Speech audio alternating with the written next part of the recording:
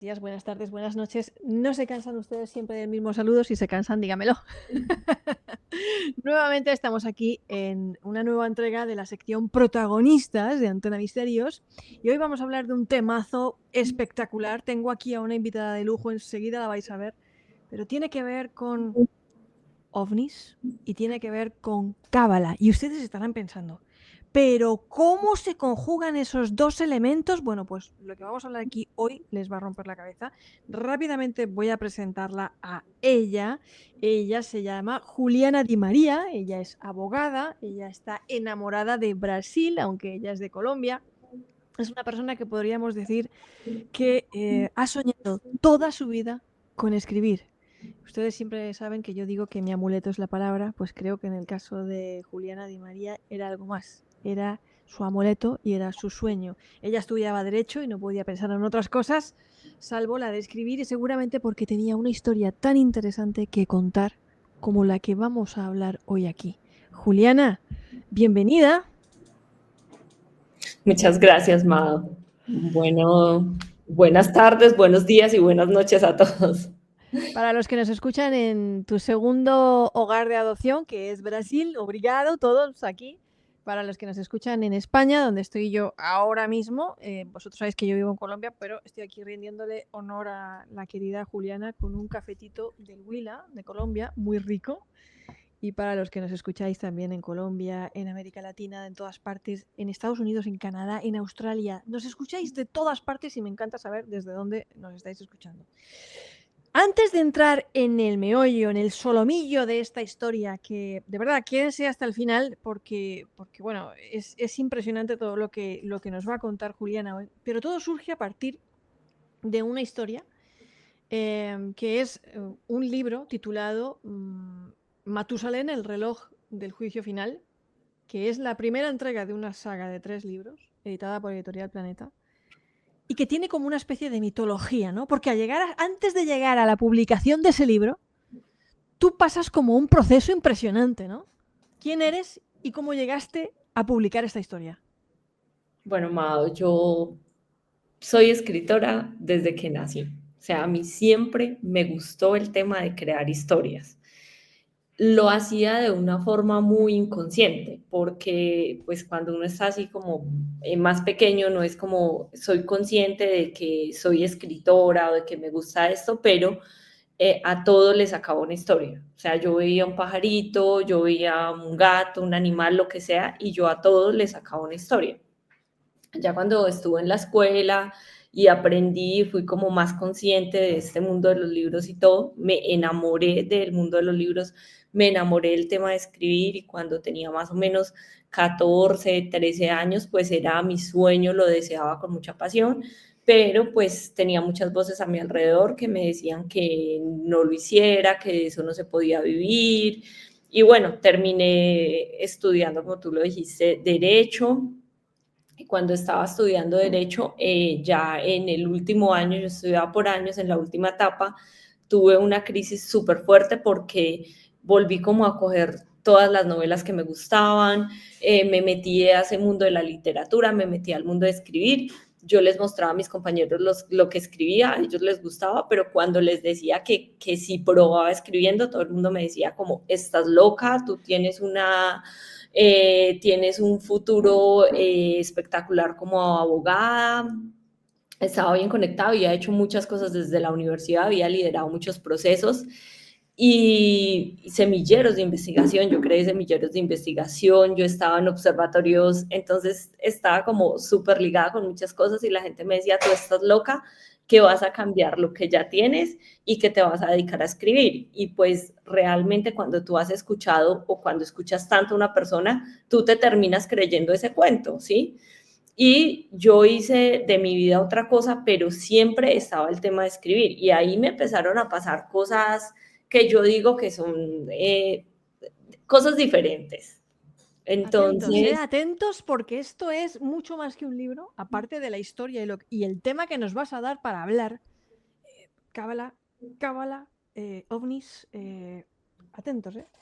Y entonces, bueno, entonces yo recuerdo un primer episodio. A mí me han pasado dos episodios fuertes, uno más fuerte que otro. Yo aún tenía muy interiorizado el tema de escribir. Entonces yo cogí un cuaderno, un computador y yo crecí en un municipio que se llama Pensilvania Caldas, que tiene mucho contacto con la naturaleza, es alejado, es un destino, o sea, tú para allá no pasas, sino que para allá vas. Entonces yo crecí ahí y yo cogí mi libro y mi computador y me voy. 10 días, que era lo que nos daban a nosotros para estudiar como para los parciales, porque eran muy largos y ese último corte era un 40%. Yo cojo todos esos libros, me voy súper animada, llego y me traigo, o sea, era mi último día ya y el cuaderno totalmente en blanco, o sea, no había escrito nada, no se me veía nada, no tenía ni siquiera una idea clara, entonces yo me puse a pensar, no, tal vez si es lo que la gente me está diciendo, yo no soy realmente buena. Y esa última noche yo tuve un sueño y ese sueño me marcó y me vine a acordar de él hace poco.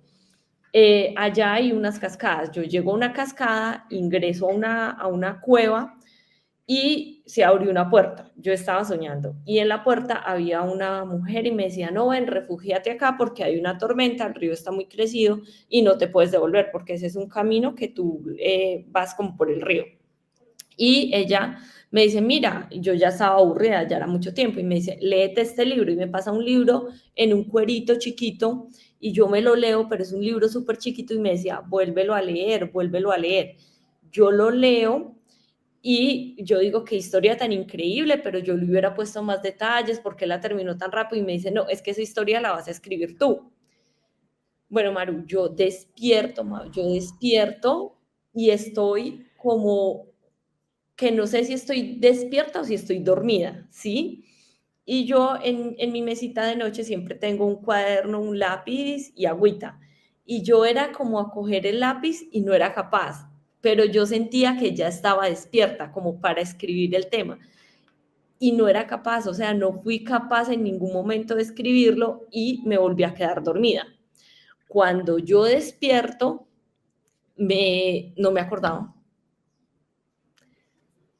Ya ahí empezaba mi vida como abogada y eso fue como en el 2013, más o menos 2014, y no recuerdo bien, había un paro de controladores, pero era un paro donde los vuelos estaban retrasados 13 horas, 14 horas, el aeropuerto El Dorado era un caos y yo tenía un vuelo, ya me iba a incorporar a trabajar como abogada, yo tenía un vuelo y el vuelo, o sea, estaba súper lento y no se sabía, o sea, había mucha incertidumbre porque si tú te movías, no sabías si ibas a perder el vuelo o no, comprar un vuelo era muy difícil, la gente era tirada en los pasillos, yo también me tiré en un pasillo, pero me acomodé, ¿no? Saqué mi iPad, saqué el computador y saqué un cuaderno y escribí todo lo que no había escrito en mi vida. Mira, yo ahí en ese momento empecé a escribir esta historia y empecé a pensar en Matusalén, no me digas por qué, porque sí crecí siendo católica, pero pues no así como que yo te diga que soy fanática, que yo me sabía todos esos temas, no. O sea, hoy en día ya no practico más ninguna religión, pero yo decía, bueno, ¿y por qué Matusalén? Y yo empiezo a investigar y de ahí se desprende un poco el tema de los ovnis, ¿no? Porque yo empiezo a investigar, bueno, pero ¿y por qué Matusalén se me viene tanto a la cabeza?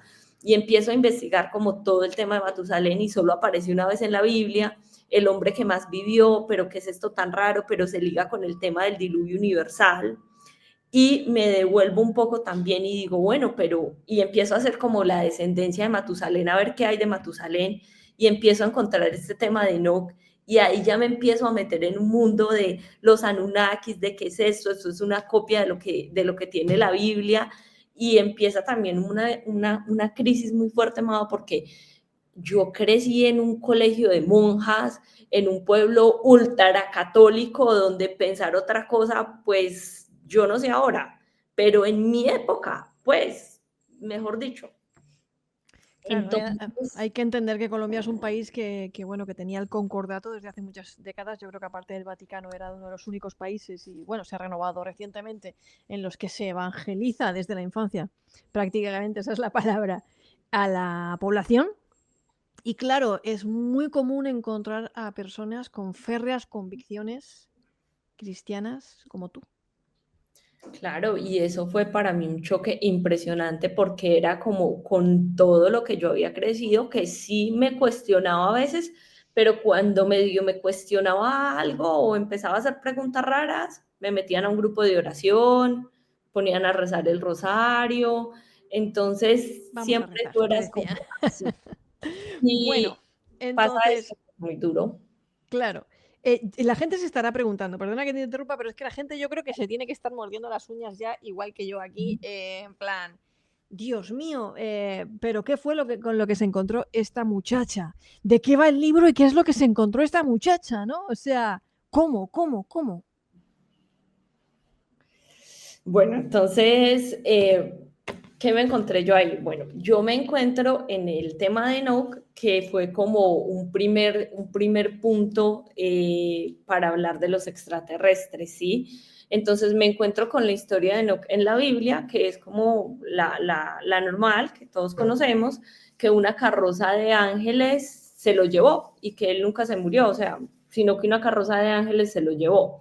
Y cuando yo entro a profundizar un poco más qué pasaba con esos temas, con esas cosas, pues me entero que eso es una copia total de un texto de los Anunnakis y que ese texto pues se encuentra en una biblioteca en Inglaterra y que así tal cual como está el texto de los Anunnakis de la creación, pues así está el Antiguo Testamento de la Biblia que nosotros profesamos.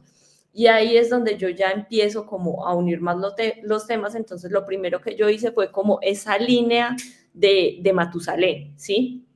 Entonces empezando por Enoch, que me llamó muchísimo la atención como todo lo que había pasado con él. Entonces empezando con él y volviendo al tema de Matusalén, ¿sí? O sea, cómo se enlazaba esto. Enoch era el bisabuelo de Matusalén y Matusalén es el abuelo de Noé. Y yo, digamos que en toda mi saga, ya ahí empiezan a hacer la saga Amado, porque mi saga también tiene que ver mucho con los animales, con la destrucción del planeta, con todo lo que estamos haciendo. Y ahí ya empieza como esta siembra y yo empiezo a investigar muchísimo más del tema, entonces me meto en todos estos textos. En ese momento yo no sabía para dónde iba la historia. O sea, yo me volví una investigadora apasionada, yo me dormía viendo como esos temas, tenía la oportunidad de viajar mucho, entonces dejaba los videos descargados en YouTube hasta donde, hasta donde se podía, los dejaba descargados y pues ya empezaba como a unir todas esas partes. Y cuando estaba revisando como todos esos videos, me apareció un video sugerido de la Cábala. Y ahí me empecé a entrar en la Cábala. Y digamos que una de las cosas de la Cábala que fue muy interesante y que yo me pude, o sea, que pude mirar como de forma muy interesante, fue que el primer documento cabalístico fue la Biblia. Entonces, con ese tema de que el primer documento cabalístico fue la Biblia, pues empecé a crear la historia, ¿sí? Yo no sabía para dónde iba, pero sabía que todos esos elementos tenían que estar, sobre todo porque yo nunca había escuchado hablar de esos temas. Entonces la investigación fue muy larga porque, mira, yo en ese momento no tenía ni contacto con una editorial, ni conocía a un editor, yo conocía gente en el mundo del derecho y seguía ejerciendo mi profesión como tal, pero seguía súper apasionada con esos temas y me empecé a meter, pero de una forma que tú no te imaginas, o sea, eran horas y horas y horas de investigación sumergida en esos temas. ¿Qué revisaba yo? El texto de los Anunnaki, que es una copia completa del Antiguo Testamento, ¿sí? ¿Qué revisaba yo? Horas y horas de grabaciones de Cábala, que la Cábala, pues, a pesar de que es la ciencia mística de los judíos, pues tiene mucho que ver con el origen de las religiones monoteístas y empecé a investigar todo. Entonces, como ya estaba metida en la cábala, ya estaba con los judíos. Pues con los católicos yo conozco, pero empecé a investigar cosas que a nosotros no nos enseñan, pero que están a la vista, como evangelios apócrifos, como textos que nos ocultan todo ese ocultismo que el Vaticano maneja. Y ahí en ese punto con el Vaticano terminé, ya fue metida en otra cosa, que es como el tema de las sociedades secretas, de las conspiraciones, que están también muy presentes en mi libro, y cómo nos manejan. Entonces, ahí fue que empecé ya, o sea, cuando tenía, yo creo que yo duré más por ahí unos 5 años investigando, ¿sí? Pero investigando constantemente todos los días y metiéndome, porque cuando tú tienes una convicción tan fuerte y empiezas a entrar en otras cosas y eso que tú has creído toda la vida, que te enseñaron que eso era así, tú empiezas a ver que eso no es así, pues, o sea, empiezan unas crisis morales y por momentos decía, me voy a ir al infierno, voy a parar. Yo decía, yéndome bien, me voy a quedar atascada en el purgatorio, como un alma en pena, pero entonces después miraba el tema de la Matrix, de si nos controlan, de si no nos controlan, y acá viene un tema muy interesante, Mao, porque en toda la investigación que yo hice, yo fui construyendo la saga, y de ahí saqué el nombre del segundo libro, que de pronto ya se pueden dar una idea, que se llama Un proyecto llamado Humanidad. Okay. Entonces, toda esa investigación, pues ya me llevó a hacer el tema como desde una novela. Bueno, me encanta todo lo que me está contando nuestra amiga Juliana. Ustedes dirán, ¿por qué estoy yo aquí tan emocionada con Juliana? Pues yo, es que realmente esta saga, esta primera entrega, que ya he empezado a leerla, que me ha parecido espectacular, tiene también una protagonista, una de esos personajes muy entrañables, que es Alana, una muchachita de 16 años que podría ser como una Greta Thunberg, ¿no?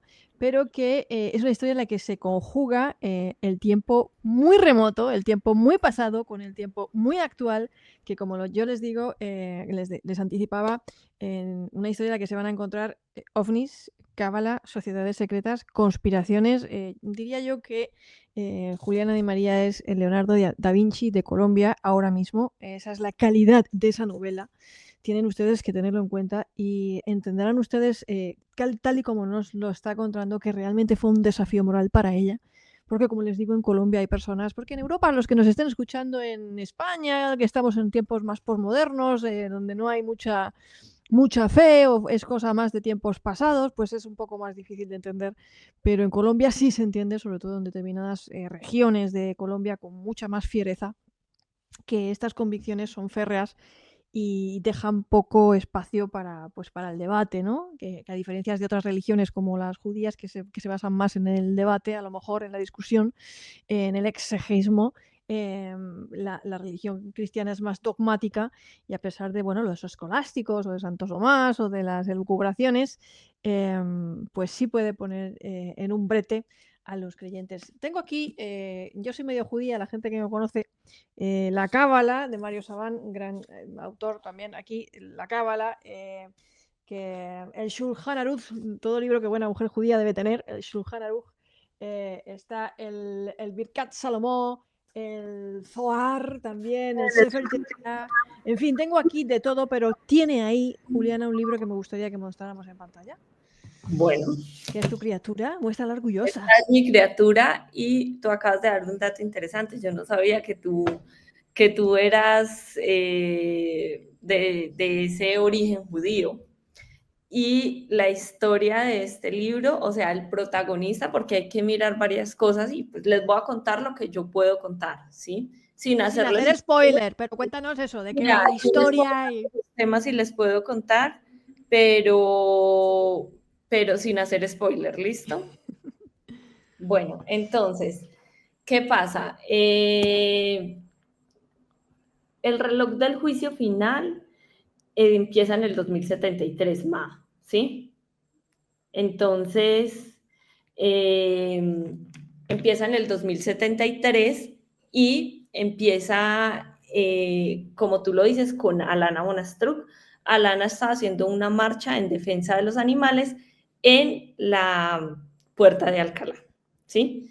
Y pues esta marcha no es una marcha normal, ¿sí? Es una marcha que viene llena de muchísimas cosas, ¿sí? Viene llena eh, de un mundo muy grande que explora pues la defensa de los animales y el mundo como sería en el 2073 con sus problemas. ¿Cuáles son los problemas que tendría el mundo en el 2073? Por ejemplo, la mayor enfermedad que yo digo que puede tener el mundo ahí es el tema de la comida sintética, ¿sí? Ya hay una población tan grande, el mundo ya está tan cansado, hemos explotado tanto los recursos naturales que ahorita hay muchísimas fábricas de comida sintética y eso produce cáncer de estómago. Entonces, Alana está protestando contra todo eso, pero ahora viene. El libro está dividido en 10 partes y 66 capítulos. Los capítulos se van así súper rápido. Y Alana pues cuenta como toda esa historia. Y acá me voy a entrar en unas cosas que quiero que tú me digas, porque nunca había tenido la oportunidad de discutir estos temas con alguien que esté tan adentrado en temas del judaísmo. Entonces me parece muy interesante y te quiero preguntar varias cosas que están en el libro, que tú qué piensas. Obviamente yo las traté desde el punto de vista de la ficción. Y resulta que, bueno, Alana tiene unos problemas ahí y ahí empieza como la introducción a la saga con esa primera parte de Alana. Y Alana, el novio de Alana, que es una relación prohibida por la edad de ella es menor de edad, tiene 14 años, y Ronen tiene 28 años, si mal no recuerdo, pero resulta que Ronen está en un tema que se llama el Consejo de los 12 Sabios, que es algo que yo creé desde la ficción. Y el Consejo de los 12 Sabios es una organización que estuvo oculta muchísimos años y se empieza a revelar más o menos en el 2026 al 2030. Mado, esto fue casualidad, ¿sí? ¿Por qué se empieza a revelar el Consejo de los 12 Sabios? Porque hubo un problema muy grande en Israel, como el que está viviendo en este momento, así lo digo yo tal cual, y producto de eso ellos necesitan que el mundo recupere la confianza en ellos, en su cultura. Y entonces esta organización que estuvo oculta se empieza a hacer pública. Y esta organización está representada por las 12 familias y 12 familias que representan las 12 tribus de Israel. Y Ronen es un aspirante pues a ese puesto en el Consejo de los 12 Sabios, que ya ahí lo irán descubriendo. Y después de eso, el libro pasa al año 2056-2057. Y en el 2057 empieza la historia de Gabriel von Astruc. ¿Quién es Gabriel von Astruc? Eso sí se los puedo contar. Gabriel von Astruc es un científico de origen judío, su familia entre española e italiana. No es ultraortodoxo, es judío, va y viene. Su bisabuelo le empezó a enseñar cábala desde pequeño, le interesaba o no le interesaba. Un científico con un gran éxito en varias universidades en el mundo y empieza con un tema de una crisis moral impresionante, a buscar nuestros orígenes, qué hacemos, por qué estamos acá. Y en ese buscar, se conecta con el Consejo de los 12 Sabios y le dice, hey, vente para Israel, que acá estamos montando unos kibbutz para que la gente venga y conozca lo que siempre ha sido, digamos, que Israel, como ese tema en el desierto, como han hecho. Un kibbutz es una escuela. Exacto. Y ahí tenían una escuela rabínica, o sea, tenían como todo lo máximo de la cultura judía. Y Gabriel deja su vida de científico y se traslada a Israel con su esposa y con su hijo. Y ahí empieza toda esta historia de Gabriel. Y Gabriel, en medio de todo eso, que no les voy a contar cómo, empieza a recibir conocimiento, ¿sí? ¿Por qué empieza a recibir conocimiento? Porque hablamos de un templo que todavía está oculto, o sea, en el libro aún hablando de él, todavía permanece oculto, que está en el barrio antiguo de Jerusalén, camufladito ahí como en las casitas donde están los escribas, donde te hacen las mesuzás, donde te hacen todo. Y ahí camufladito está el convento de los hermanos custodios. Y ellos lo que hacen es que van traduciendo textos que se van encontrando producto de excavaciones y muchos de esos textos son cabalísticos y ellos consideran que esos textos no pueden salir a la luz, ¿sí? No pueden salir a la luz hasta que el mundo esté preparado para recibir los textos, ¿sí? Y en medio de todo eso es que se desarrolla la trama. Y hay algo también, Mado, muy interesante. ¿Tú cómo te imaginas que es el reloj del juicio final? Me lo imagino como un fractal. Bueno, te voy a contar.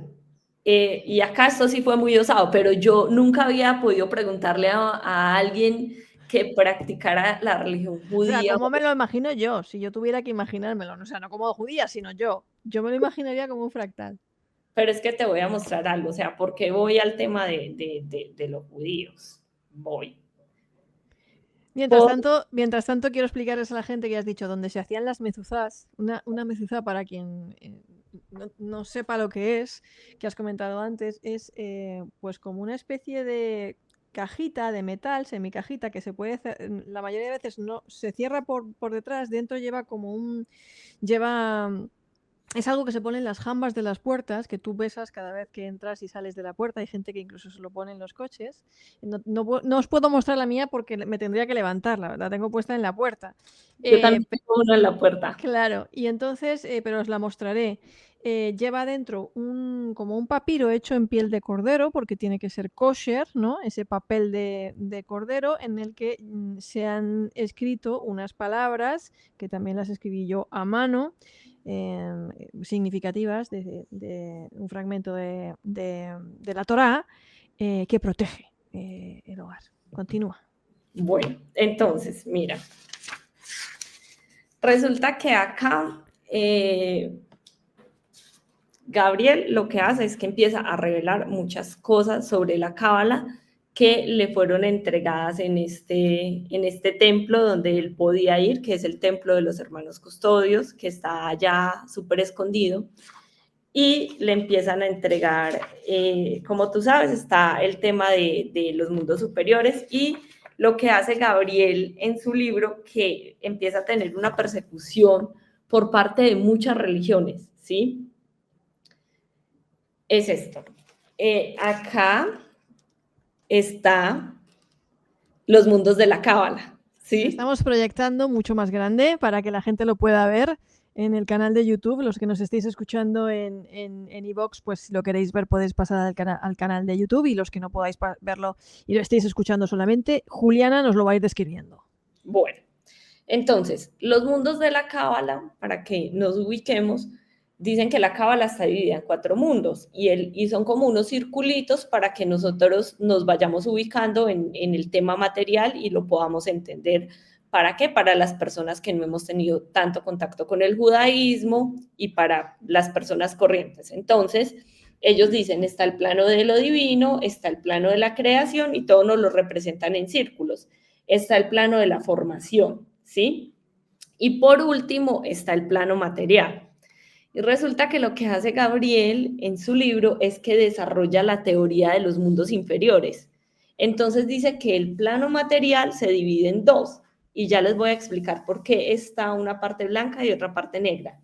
Y se viene el plano del limbo, el plano de las tentaciones y el plano del mal. Y esto viene en una escala de grises. ¿Qué pasa en el plano material? Se dice que el plano material, según lo explica Gabriel, está la lucha de las energías positivas y de las energías negativas, ¿sí? Entonces, es una lucha y lo que él hace es que termina de desarrollar el mapa de la cábala, porque él dice, no puede, y tiene información para él decir, no llega hasta el plano material, lo que pasa es que no nos la han revelado. Y acá viene una cosa muy interesante, Mao. ¿Tú conoces esta imagen? Sí, por supuesto. Claro, pero vas a decir, ¿qué hiciste? Sí, está un poco rara eso. O sea, hay unas cosas ahí que en el tramo izquierdo y tal. Desde la ficción. Sí, Entonces, está el mapa de la cábala, que son 10 sefirot, sí. como nosotros, pues, como se conoce, y en último está el plano material. Vuelve. Explícale a la gente lo que son los sefirots. Exacto. Bueno, tú me ayudas porque tú eres más experta que yo. Dale, dale. Yo en el libro, Amado, lo abordo de una forma muy, muy tranquila porque esto es una novela de ficción. Y cuando yo me encontré con esto, yo dije, yo quiero que la gente se interese desde el punto de vista de una novela de esta cultura. Realmente, Claro. Amado, a mí la cultura judía me gusta mucho. O sea, cuando yo empecé a investigar como todo el tema de las religiones, la cultura me empezó a llamar la atención muchísimo. Entonces yo lo hice Es el origen. sí, es el origen de todo. Y Ujú. lo empecé a hacer desde un punto de vista muy sencillo. Entonces, ¿qué dice? Ellos dicen que tenemos 10 sefiros que son cómo a nosotros nos crearon, ¿sí? Y cómo a nosotros nos crearon, entonces empieza desde el plano de la corona, la sabiduría, el entendimiento, la compasión, la valentía, el esplendor, la entidad, la majestuosidad, la fundación, la realeza, y venimos a el plano material. ¿Qué significa todo esto? Energías que nuestra alma o procesos que nuestra alma van tomando antes de nacer. ¿Cómo se las explico yo a mis lectores, Mado? Yo se las explico como el ADN energético, ¿sí? Me gusta, sí, sí, Yo sí, le me digo, gusta. yo le digo a la gente, y voy a cerrar acá un poquito, porque me gusta como desde el punto de vista que yo pude plasmar estos temas del judaísmo en este libro. Entonces yo se los explico desde el punto de vista energético. Yo les digo, la cábala es tu ADN energético. Si tú conoces tu ADN físico, pues puedes estar muy prevenido a que si vas a sufrir diabetes, cómo combatirla, o si tienes como más privilegios con tu voz o con ciertas cosas, pues obviamente tú sabes cómo equilibrar tu cuerpo físico cuando conoces estas cosas del ADN. Y no sé, Mado, si ya has visto que tú con la saliva mandas como unas muestras, las puedes pedir por Sí, Amazon, y te dicen, oye, vas a ser propenso a esto o tu ADN viene de no sí. sé dónde. Lo mismo les explico yo a los lectores qué pasa con el tema de la cábala. Yo sé que la cábala puede ser algo que tú la mires desde todos los puntos de vista porque es el origen de todo. Y cuando tú te pones a mirar, tú dices, wow, o sea, acá está todo. Y ya vamos a por qué yo lo enlazo con otras cosas. Entonces, yo les enseño o lo que quiero dejarles ahí sembrado a través de una novela, porque esto es ficción, es que a través de la cábala, si ustedes conocen estas energías y si ustedes conocen cómo armar este mapa en sus vidas, pues ustedes pueden tomar un poco de esas energías y saber dónde están fuertes y dónde no están fuertes. Entonces, ¿qué pasa? ¿Por qué el mapa termina así con esto negro? Porque está el plano material que se comparte y aquí empiezo a desarrollar la teoría de los mundos inferiores. Empieza agonía, ignorancia, soberbia, mofa, cobardía, oscuridad, transitoriedad, Oye, vulgaridad. pero eso que tú has hecho Juliana, eso que tú has hecho en esta novela, que me parece brutal. Te digo brutal porque, o sea, es que tú has cogido, es que tú has cogido el libro de la creación, el Sefer Yetzirah, que es, dicen que fue escrito por Abraham, el patriarca, ¿no? Que aquí tenemos, pues, para crear un golem, para meditar en las 5 dimensiones, para transitar de la conciencia del tipo Binah a Chanukah o Hakman, el punto del infinito. Bueno, una barbaridad. Al igual que hiciste con lo anterior de los mundos, y creas otros sefirots, pero del mundo material, y antes has creado otras esferas, pero del mundo material, que en cualquier discusión de un kibutz judío sería tenido por lo menos en cuenta y sería discutido con tus javerín y con tus compañeros de discusión sobre los temas de la cábala, que se recomiendan estudiar a partir de los 40 dentro de lo que es el judaísmo, para que uno Bien, tiene ahí como ya voy. como que uno tiene ya la mente como para meterse en estas abstracciones. Es que esto que tú aportas en la ficción sería material discutible dentro de lo en lo que se basa el judaísmo, que es en la discusión, al final, ¿no? ¿No? Sí, y yo, Mado, yo estudié con muchos rabinos Claro. de forma presencial, me metí mucho en la cultura, porque cuando empieza la historia de Gabriel, empieza describiendo un Shabbat. Claro. Y el Shabbat, para los que no saben y lo van a encontrar en el libro, es muy bonito y empieza ahí la descripción del Shabbat. El libro, cuando empiezas la parte de Gabriel que pasas al capítulo 2 empieza con la descripción del Shabbat. Y no hemos terminado, espera, que tengo No, más. es que esto es. Entonces, ¿Qué Shabbat, pasa? hago un inciso. Shabbat es quizás el día más sagrado de la semana para los judíos, es el sábado. Ese día se descansa, no funcionan en algunos lugares de Israel ni los ascensores. Solo algunas profesiones de urgencia, como médicos, se les permite o se permiten trabajar, aunque esto no es del todo homogéneo en toda la cultura judía, porque el judaísmo, como digo, no tiene una jerarquía como la religión cristiana, que hay un papa y unos obispos, sino que se basa en la discusión. Como se basa en la discusión y no en el dogma per se, pues hay muchos tipos de judíos, judíos ortodoxos, judíos heterodoxos, judíos de todas clases, ¿no? Más ortodoxos o menos ortodoxos, ¿no? Más liberales, podríamos decir. Pero todos son judíos. Entonces, este día, el Sabbat, se celebra, pues ese día se interpreta una sección de una parashá, se llama la parashá, que es una sección de la Torá, los 5 primeros libros de lo que nosotros conocemos como la Biblia cristiana. El rabino dice lo que ese pasaje de la parashá puede significar, interpretándolo siempre, ¿no? A tiempos actuales, que esto es muy interesante también. Y después se parte el pan, la jalá, ¿no? Que es un pan trenzado, y se bebe un vino. Y en la casa, pues se prenden Las velas, que me las encanta. velas, ¿no? Que Y pues se uno canta el dice, Shalom Alejem, que me parece brutal. empiezas, Baruch atah Adonai Eloheinu melech haolam, y abres los ojos a esas luces. Continúa, por favor.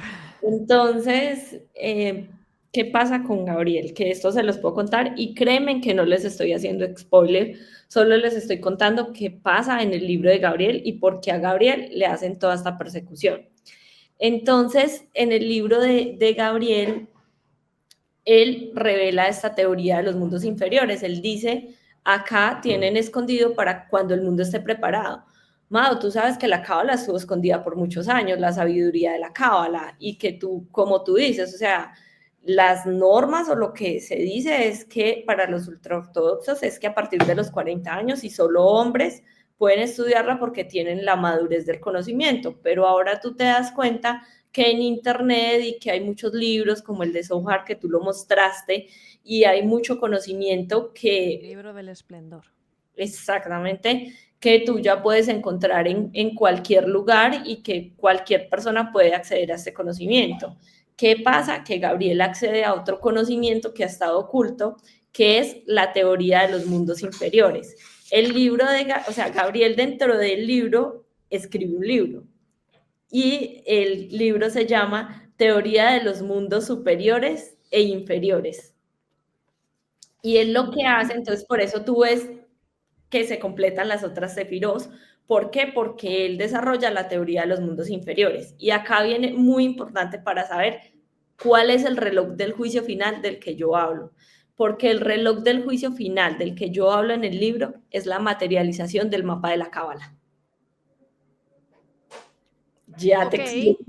Ok, Ya te continúa. explico cómo funciona ese reloj. Pero entonces, ¿qué pasa? ¿Qué dice básicamente Gabriel? Dice que en este plano físico, en este plano de la creación, se libran muchas batallas y nosotros somos parte de esas batallas. ¿Qué pasa? Los mundos superiores son los que pueden crear, ¿sí? Pueden crear vida, pueden dar vida, pero los mundos inferiores y esas energías malas también existen. Entonces, no pueden crear, pero sí se pueden tomar parte de nuestro cuerpo físico y ahí empiezan a tomar parte de nuestra mente. ¿Y por qué el plano material está dividido en dos? Porque lo que hace es que nos muestra las energías de cómo está el mundo frente a los mundos superiores y a los mundos inferiores. Es como un medidor de la energía, ¿sí? Del plano material. Y acá voy, porque quiero terminar esta parte. Está este árbol de la vida. Qué Que bonito, se ha me vuelto, encanta. nunca me lo imaginé, pero este árbol de la vida, como se los estoy mostrando, se volvió como la imagen de esta saga. ¿Por qué este árbol de la vida está al revés? La gente siempre intenta Sí. ponerlo al derecho. Este árbol de la vida está al revés porque primero están tus raíces energéticas, o sea, el mapa que les compartimos, Mado. Primero están tus raíces energéticas, tu parte de la creación, lo que te creas antes de llegar a este plano físico y después está lo que se ve. Entonces, por eso el árbol está invertido. Primero están Me todas sus raíces encanta. energéticas, el proceso que tuvo que llegar, y después llegas a este plano material y se materializa lo que puedes tocar, lo que puedes ver. Me encanta. Podrías hacer un trabajo de fin de máster con estas teorías. Pero Dentro de lo que es estudios de exégesis e interpretación. O sea, me encanta, me encanta, me encanta. pues yo quería hacer algo desde la ficción, lo que te digo, todo este conocimiento me fue llegando desde Matusalén y Ajá. eso fue lo que creamos. Entonces, ¿qué pasa con el reloj del juicio final? El reloj del juicio final es un elemento que se quedó en el mundo, al igual cuando Dios hizo ese pacto de no destruir más el mundo con Noé, ¿sí? Cuando el Ajá. diluvio Sí, universal, sí. entonces que él dejó, yo ahí modifiqué un pedacito de la Biblia, perdón, porque dice que Dios dejó un arco iris en el cielo para recordarnos ese pacto y dejó el reloj del juicio final, porque la próxima vez que destruyéramos el mundo íbamos a ser nosotros. Entonces, ¿por qué dejó el reloj del juicio final? Porque el reloj del juicio final tiene 3 arenas, ¿sí? Tiene arena azul, perdón, arena blanca que representa los mundos superiores, tiene arena azul que representa el plano material y tiene arena negra que representa los mundos inferiores. Y lo que hace esto, que es como una roca, ¿sí? Es mostrarnos el equilibrio que hay en el plano material. Me encanta. Entonces, como el estado de esas arenas que se van mezclando, nos muestran en qué estado estamos en este plano material. Wow. Bueno, como si ustedes se están dando cuenta, esto es algo más que una simple novela de ficción. Cuando les decía que Juliana Di María es el Dan Brown o el Javier Sierra de Colombia, me estaba quedando corta porque realmente ese nivel de simbolismo, dentro de lo que es pues esa profunda investigación de 5 años, lo ha dicho, que ha estado llevando a cabo durante todo este tiempo, dentro de lo que es el esoterismo más puro y obstruso, que por eso una se tira 5 años intentando entender todo esto del Zohar, de la Cábala, cuando en los antiguos tiempos de ortodoxia se decía que no se recomendaba hasta los 40 años, es por el mismo motivo que ciertas fórmulas matemáticas no pueden llegar a entenderse o a estudiarse hasta que uno no ha pasado por otras, ¿no? Juliana, ¿cómo conectas tú? Y aquí ya viene la pregunta que nos estábamos haciendo desde el principio. El tema de la cábala con el tema de los ovnis. Bueno, entonces, el libro empieza en el 2073, como les había dicho, con la historia de Alana, que es la nieta de Gabriel, y la historia de Ronen Meyer, que es el nieto y es un heredero al consejo de los 12 sabios, ¿sí? Uh-huh. Ahí empieza nuestra historia. Yo también hice una investigación más con niños, que a mí me llamó mucho la atención. Yo les preguntaba mucho a los niños qué piensan de cómo va a ser el mundo en el futuro. Yo no les hablaba de un año específico.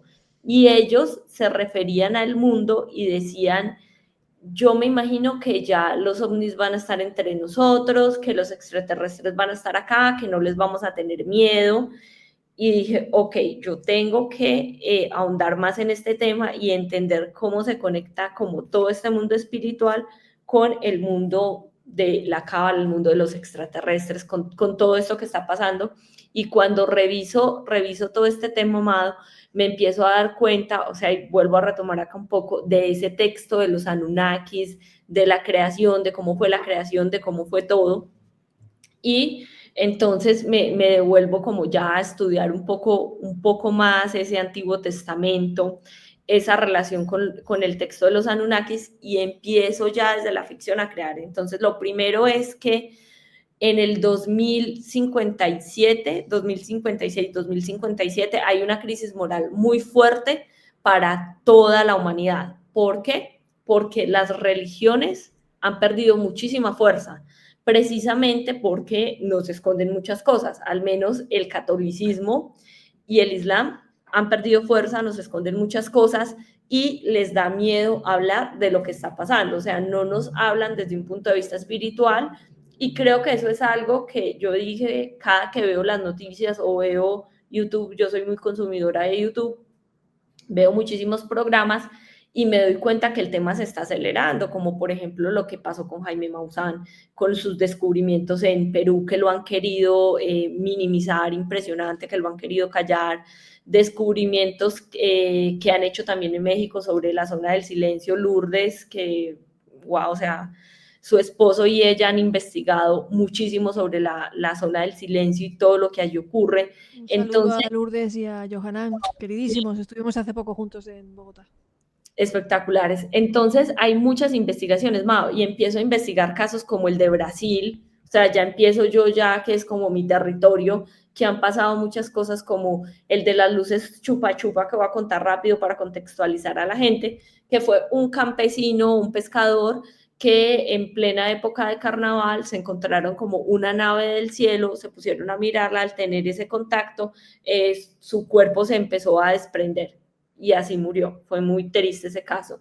El caso de Virginia, donde dos chicas se encuentran con un ser extraterrestre que no es de este mundo, pareciera como un reptiliano, y donde hay toda una movilización alrededor de este caso. Se dice que el presidente ocultó muchas cosas, el presidente de la época, y que uno de estos seres que logró quedar vivo, pues fue llevado, y todo esto fue producto de que una nave se estrelló en Virginia.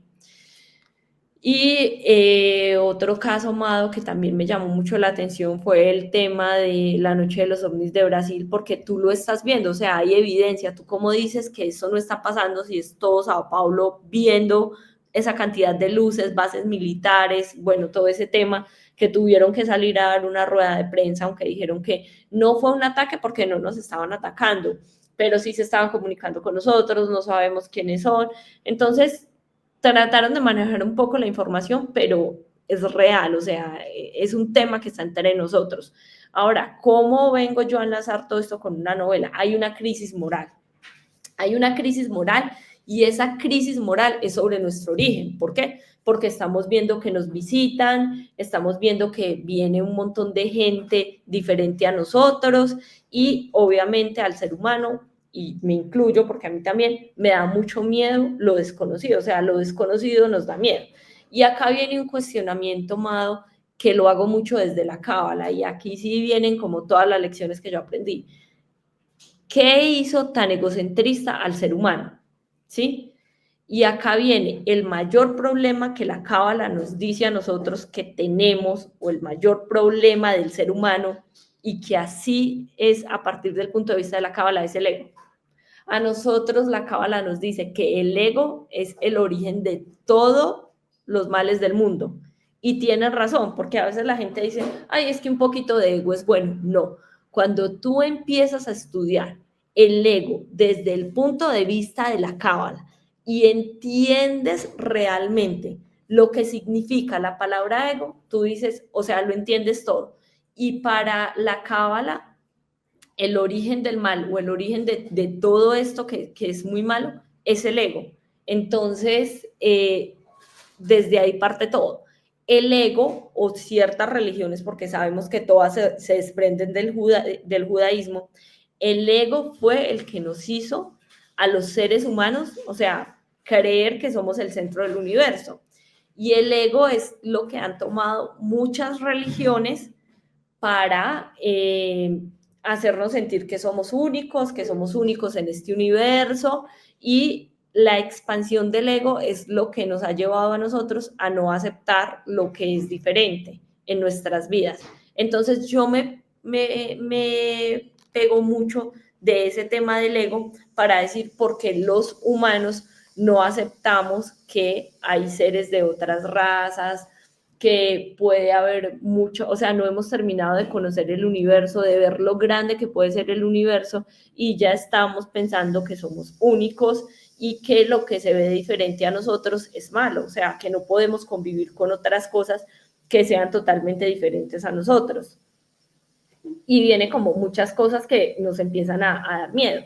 Y si nos empiezan a justificar cosas, empezamos a decir que eso no es, pero si creemos en otras historias mucho más sorprendentes, me perdonan, yo no estoy cuestionando nada, simplemente estoy diciendo que podemos creer como la historia de María cuando tuvo a Jesús, que vino un ángel y el ángel puso a Jesús. Eso sí lo podemos creer, pero otras cosas que estamos viendo, que están pasando en el mundo, las empezamos a cuestionar y nos sentimos más cómodos cuestionando eso. Entonces, Mado, yo empiezo con esa crisis moral que se va a hacer más fuerte cada día y empiezo ya a unir como todo eso y de ahí nace la saga. O sea, la cábala va a jugar una parte que esto no lo puedo contar ahora porque estaría haciendo spoiler, pero la cábala es el origen, tú lo dijiste. Lo que pasa es que no lo conocemos todavía y nos falta muchísimo estudiar eso. Pero básicamente, cuando tú entiendes la cábala, y es lo que te digo, puedes conectar absolutamente todas las disciplinas de tu vida y de este plano físico con todos estos temas que nos dan miedo, como los extraterrestres, vida en otros planetas, en nuestro contacto con el Dios que sí es, no el que nos han puesto, y vas a entender la vida desde un punto de vista mucho más espiritual y no desde un punto de vista material, que es lo que nos han querido mostrar a nosotros y es lo que nos gusta entender. Que necesitamos un santo, somos muy materiales, Mado, eso es lo que pasa. Somos muy materiales y el libro te lleva también, a partir de una novela de ficción, te lleva por algo muy espiritual. Somos muy materiales, necesitamos el santo para rezarle, necesitamos las cosas físicas para verlas, pero no entendemos que podemos ir mucho más allá. Entonces, básicamente así es que empiezo a enlazar toda esta historia. Como ven, de nuevo con Juliana, vemos que esto es más que una novela, que es un viaje al interior de nosotros mismos, un viaje espiritual basado en 5 años de investigación, en 5 años de hurgar ahí en los textos esotéricos más, pues... Prohibidos. Muy prohibidos, sí, que nos hablan de... Y obstrusos, porque no siempre es fácil interpretarlos, aunque hoy cada vez más, pues con la ayuda de... Pues ya el esoterismo no existe, porque ya es todo exotérico, ya está al alcance de todo el mundo, ¿no? Pues es más fácil... acuérdense de la película Gentle, ¿no? De Barbara Streisand, ¿no? De que ni siquiera las mujeres podían estudiar y debatir en el kibutz y llegar a estos temas, ¿no? Lo cierto es que nos has contado cosas interesantes, nos has contado que, bueno, que dentro de lo que es el origen de la cábala tenemos un problema quizás de antropocentrismo todavía, de especismo incluso, ¿no? De materialismo. Hoy en día yo diría que el ego se ha quedado corto, ¿no? Que estamos en una sociedad narcisista, que incluso premia, ¿no? al narcisista a nivel patológico, narcisista neurótico, ¿no? Que se queja de todo, de la queja eterna, del victimismo, del mundo me debe a mí, ¿no? De demanda, de exigencia, ¿no? Sin pararse a pensar que a lo mejor, bueno... Y creo que, bueno, que sí que independientemente de, sin tirar por el suelo ninguna de sus creencias, porque creo que las creencias son algo muy íntimo, los sistemas de creencias, ¿no? El cristianismo, pues el islam, pues el que sea, yo que sé, el que practique el hinduismo, ¿no? Los sistemas de creencias son algo muy íntimo, muy personal. Independientemente de eso y sin tirar por el suelo ningún tipo de sistemas de creencia, ni despreciarlos, ni nada parecido, siempre me ha parecido, bueno, yo que soy antropóloga y experta en antropología de la religión y los sistemas de creencias, enormemente enriquecedor asomarnos al estudio de otras religiones y al estudio de las religiones comparadas, ¿no? Es interesantísimo, nos dice un montón sobre cómo somos los seres humanos, ¿no? Y cómo ordenamos, ¿no? El Homo sapiens al final, yo siempre lo digo, es Homo spiritualis porque nuestro cerebro está ensamblado para tener experiencias místicas, estados alterados de conciencia, hemos evolucionado para tenerlos, significa que los necesitamos, siempre lo digo, ¿no? Porque son adaptativos y nos permiten salir adelante. Entonces, merece la pena que nos asomemos a novelas como las de Juliana Di María, que son una buena forma de entrar lúdicamente y pasar un buen rato en estos temas en los que posteriormente podemos profundizar porque ella ha hecho la labor por nosotros, ¿no? De guiarnos y de llevarnos a esas otras historias y decir, oye, pues a lo mejor me interesa después de leerme la novela de Juliana, leerme el Sefer Yezirat. Oye, pues a lo mejor me interesa después de leerme la novela de Juliana Di María, que yo la recomiendo efusivamente, me encanta además cómo combinas todos esos elementos de ovnis, del pasado, de Matusalén, de Noé, del futuro, de de esa futura humanidad, pues a lo mejor me cojo el Zohar, oye, pues a lo mejor me cojo los libros de Cábala y empiezo a investigar un poquito qué es esto y empiezo a practicar la meditación, ¿no? Y a aplicar estos sefirots y todas estas cosas a todos los ámbitos de mi vida, y a lo mejor sin dejar de ser cristiano, por supuesto. No estamos a ustedes diciéndole que se convierta ni que cambie de religión o que se haga religioso. Si usted es ateo, tampoco le vamos a pedir que crea.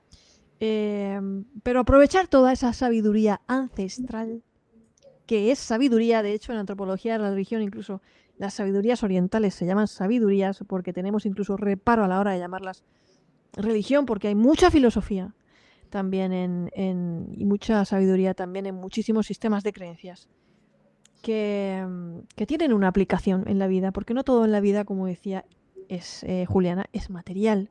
El ser humano tiene una dimensión espiritual y solo puede aprender o captar o comprender ciertas cosas mediante la experiencia. No todo se lee en los libros. El libro es el sitio donde uno a lo mejor llega para luego incorporar eso a la práctica y a la experiencia y en definitiva a todo lo que nos estás contando, Juliana. Te quiero hacer una pregunta. Sí. Yo veo con lo que he hablado contigo, aparte de que, bueno, pues que te has enamorado de la investigación, de los orígenes del judaísmo, de todo el esoterismo, del Zohar, del Cábala, cosa que le ha pasado incluso a Madonna, ¿no? Que es cabalista, y a mucha gente famosa, ¿no? Que se han enamorado de esto.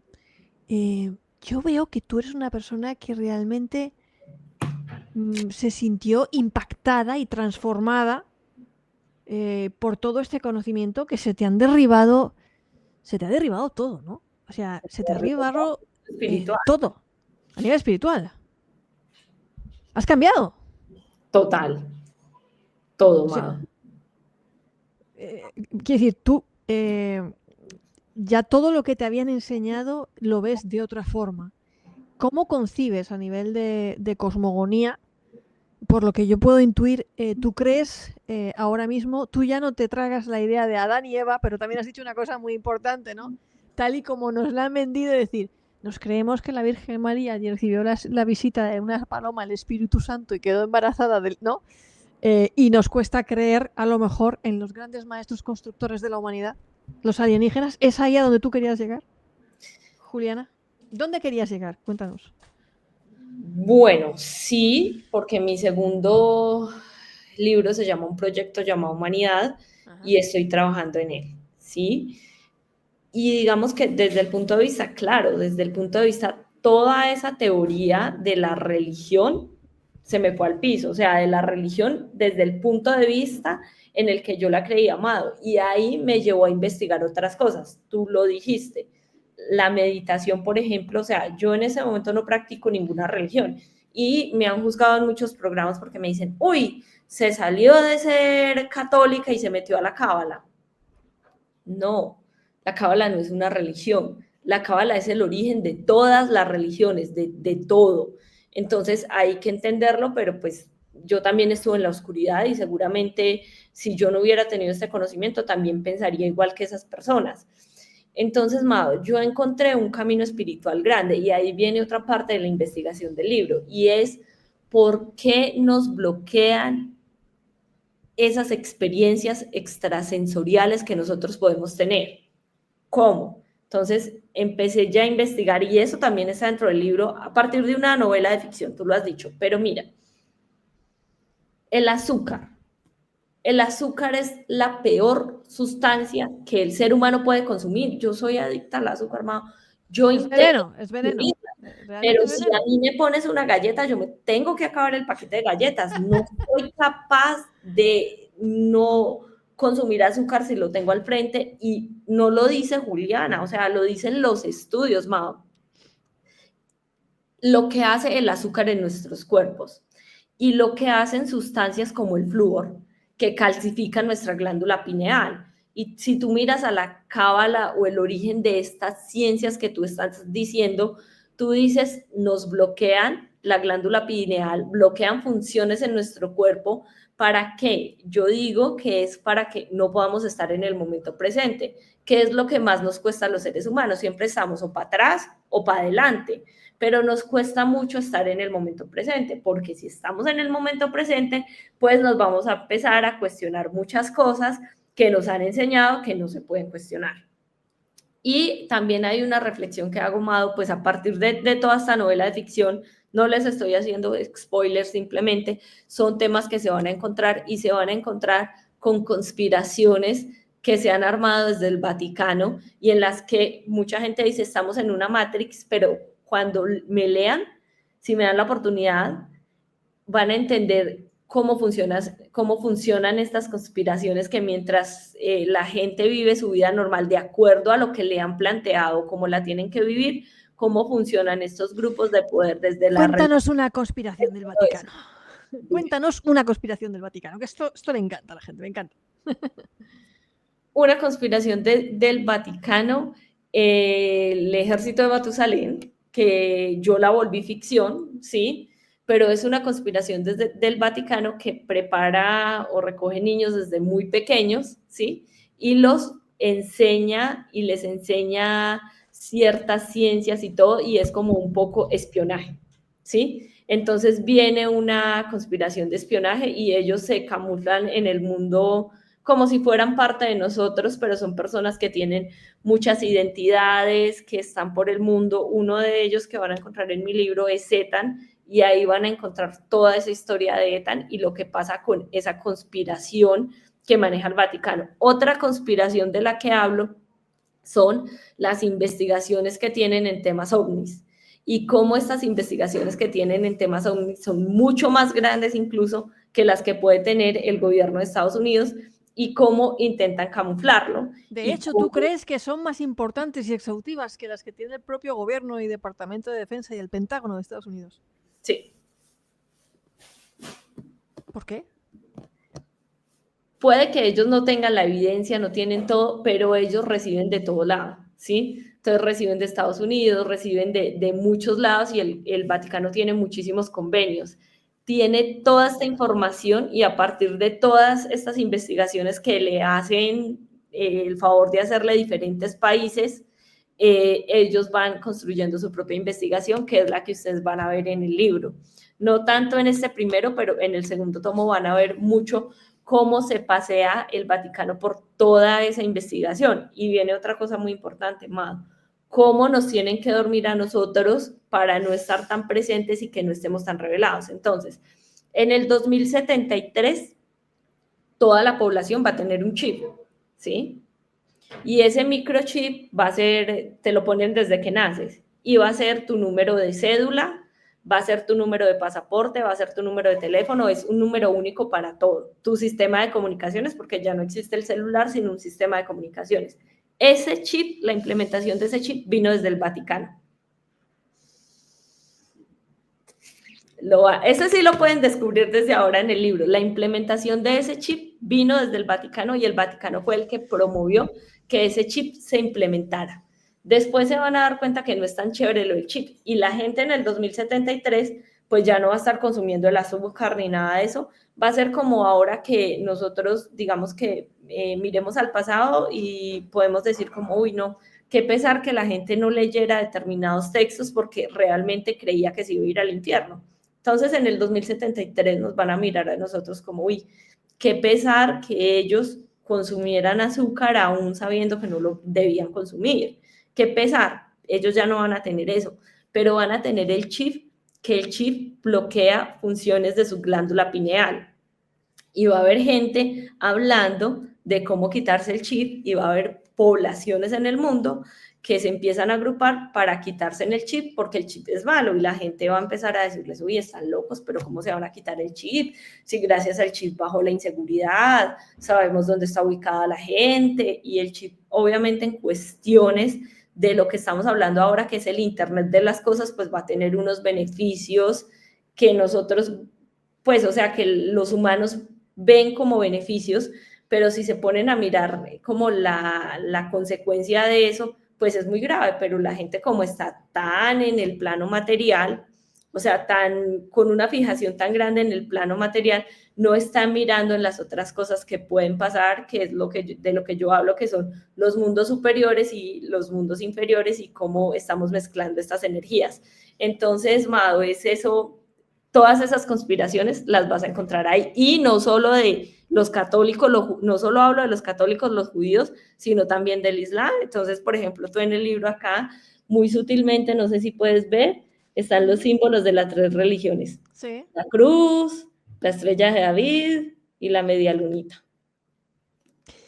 Juliana, me has recordado a películas de ciencia ficción que a mí me encantan. Bueno, esta es un poco vieja, como Existence, ¿no? Y esos mundos en los que las personas ya nos conectamos con USB, nos metemos en esa Matrix, videojuegos, incluso para jugar, piratearnos, hackearnos a nosotros mismos una vez que hemos pasado a ese nivel de hombre-máquina, de grandes beneficios, tal vez a un gran costo.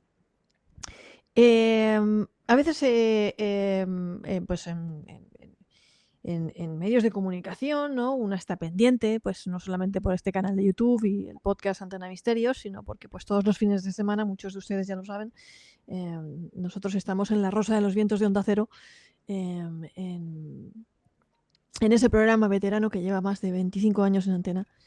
Y hablamos de muchas cosas, y entre otras, pues tenemos además a un compañero que es Manuel Carballal, que es teólogo, aparte de criminólogo, iba para cura, luego se quedó en el camino, pero es teólogo, ¿no? Y una de las cosas que a veces hemos traído a la mesa es que, bueno, pues que la Iglesia está ahí haciendo fila ya para cuando se produzca el anuncio de otras civilizaciones o encuentros con seres alienígenas, o ese posible anuncio. Aquí es que esto es como la NASA, que ya tiene su plan de crisis y su plan de comunicación a la población en caso de, ¿no? Pues el Vaticano también, ¿no? Y es como, pues nosotros seremos los primeros en bautizar a esas criaturas, ¿no? Pero atención a lo que han dicho, ¿vale? Bautizar a esas criaturas, ¿no? Pero vamos a ver, vamos a ver, vamos a ver. Si aparecen otras civilizaciones, ¿no? ¿Que las vas a evangelizar también? O sea, o les vas a conceder el grado de que no las tengas que evangelizar, o cómo es esto, ¿no? Porque vamos a ver, de la misma manera que llevamos nuestras mascotas el día de San Antonio a que reciban la bendición y tal, pues a los alienígenas también los tenemos que llevar, quiero decir. Y si su sistema de creencias es otro, ¿eso cómo se lo va a comer la religión católica? ¿Tú te has imaginado un escenario así? O sea, ese choque cultural que sería mucho más brutal que el que se produjo en la Edad Moderna, cuando se encontraron dos mundos tan dispares como Occidente y América Latina, ¿no? A partir de la llegada de Cristóbal Colón a América Latina. Ese choque cultural brutal no le llegaría ni a la suela de los zapatos al choque cultural que sería que una civilización humana, el Homo sapiens, entrara en contacto con una civilización no humana. ¿Tú te has imaginado este escenario? Sí, mucho, y los tengo divididos en dos. Solo les puedo hablar un poco porque pues de esto completamente se trata el segundo tomo, que es un proyecto llamado Humanidad. Entonces, lo primero, Mado, hay varias razas, ¿sí? En el universo. No es que vamos a descubrir una civilización y es solo una, no. Hay varias razas que se ven diferentes a nosotros. Entonces, lo primero que hay que entender es la diferencia, ¿sí? Entender que no somos únicos. Eso es lo primero que el ser humano va a tener que entender, no somos únicos. Y lo segundo, que se los dejo como un planteamiento, bueno, en esas razas hay unos que son buenos, otros que no son tan buenos, y hay una raza que está peleando entre ellos, que son los reptilianos. Entonces, están los reptilianos que creemos que son muy inteligentes y que se han mezclado entre nosotros, y hay otros que tú dices, ven, pero es que si son tan inteligentes y si ya pudieron llegar acá y nosotros no hemos podido llegar allá, ¿por qué se nos presentan así y a nosotros nos da miedo? ¿Sí? O sea, ¿por qué se nos presentan en ese aspecto como tan diferente a nosotros? Y lo que yo planteo es que ellos son una especie de robots, o son como unos esclavos que creó una raza reptiliana para trabajar en sus minas. Pero esta raza fue cogiendo tanto poder, tanta inteligencia, que se apoderó de muchas cosas del mundo de ellos y ha logrado venir acá, no con tanta tecnología como tienen otras razas, y se nos aparecen así, porque están explorando. Eso ya lo van a ver a más detalle, pero sí van a encontrar ese choque y qué van a hacer y cómo van a llegar y cómo somos, y por eso el segundo tomo se llama Un proyecto llamado Humanidad. Y te digo, Mado, en ese libro de Un proyecto llamado Humanidad sigue viva la cábala, sigue jugando un papel fundamental en el origen de todo. Me das una alegría muy grande.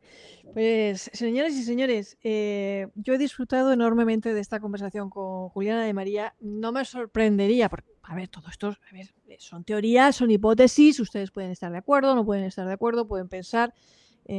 La señorita, la presente, tampoco suscribe ninguna religión, a pesar de mi interés por los sistemas de creencias y mi amor por la cábala, que ha quedado manifiesto, creo, en esta conversación con Juliana.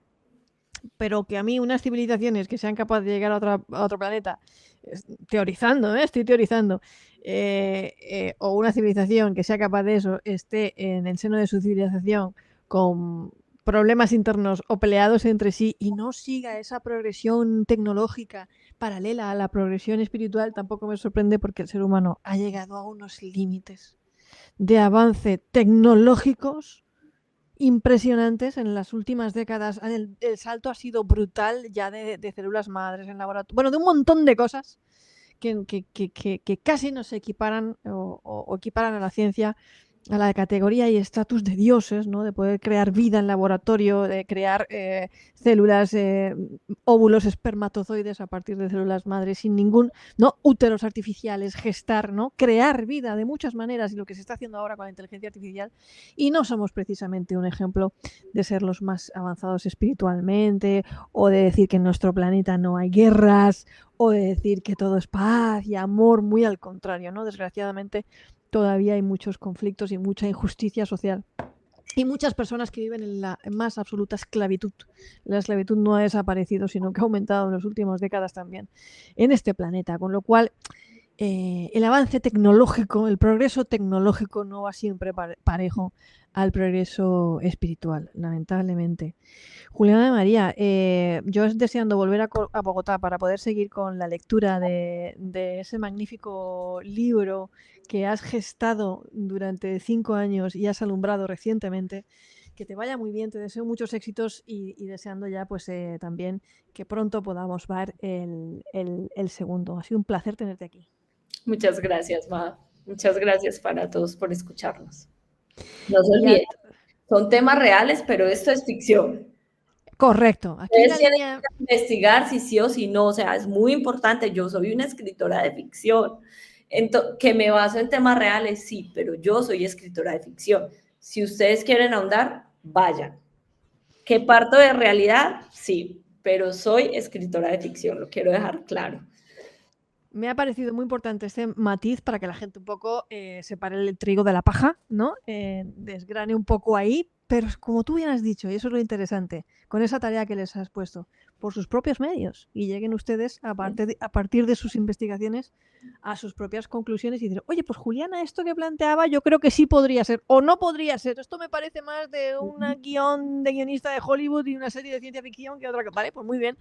Que está muy bien, ¿no? Pero déjennos sus comentarios, explíquenos aquí qué opinan, mándenos sus saludos desde donde nos escuchan.